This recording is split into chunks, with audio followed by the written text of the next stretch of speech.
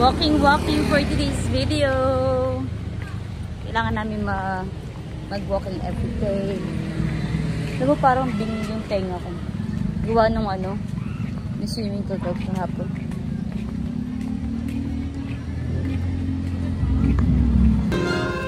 So, naka-chinelas lang kami. Walking lang.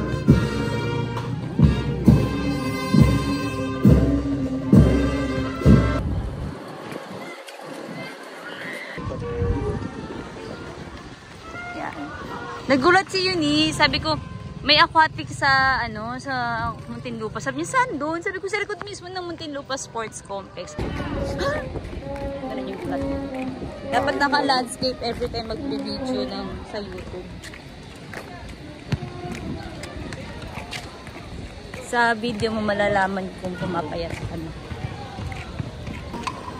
So, ayun yung Muntinlupa Aquatic Center. Dun.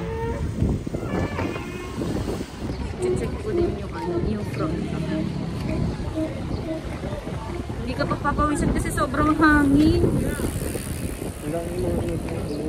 Siguro may magpipesta ang diba? Ang bayan? O kaya. Kaya ito yung aquatic. Tapos ayun yung oval ng Muntinlupa.